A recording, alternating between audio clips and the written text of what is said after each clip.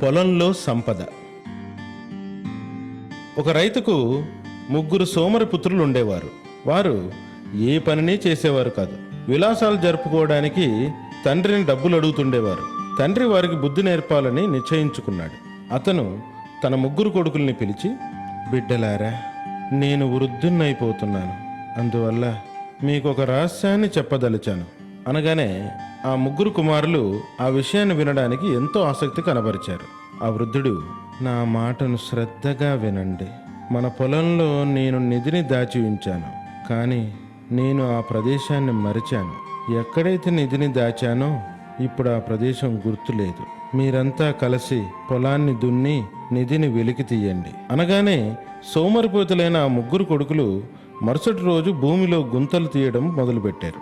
అలా సాయంత్రం గడిచింది. అలా వారు మొత్తం పొలాన్ని దున్నేశారు. కానీ వారికి పొలంలో సంపద లభించలేదు. వారి ఇంటికి వచ్చి, నాన్నగారు, మేము మొత్తం పొలాన్ని దున్నాము, ఎక్కడా ఖజానా లభ్యమవ్వలేదు అనగానే రైతు నవ్వుతూ, ఏం పర్వాలేదు బిడ్డలారా, దున్నిన ఆ పొలంలో మీరెందుకు విత్తనాలు వేయకూడదు అనగానే తండ్రి మాటల్ని విని పొలంలో విత్తనాలు వేశారు.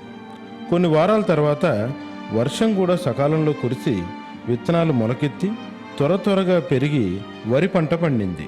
అప్పుడు రైతు, పుత్రులారా, మీరు వెంటనే పంటను మార్కెట్లో అమ్మండి, ఆ వచ్చిన ధనాన్ని నా వద్దకు తీసుకుని రండి అనగానే వాళ్ళు పంటను అమ్మేశారు.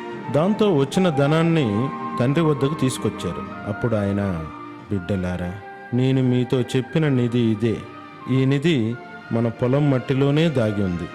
మీ శ్రమ వల్లనే ఇది బయటకు వచ్చింది. ప్రతి సంవత్సరం ఇలాగే మీరు నిధిని బయటికి తీస్తారని నా ఆశ అన్నాడు. నీతి: శ్రమయే నిజమైన నిధి.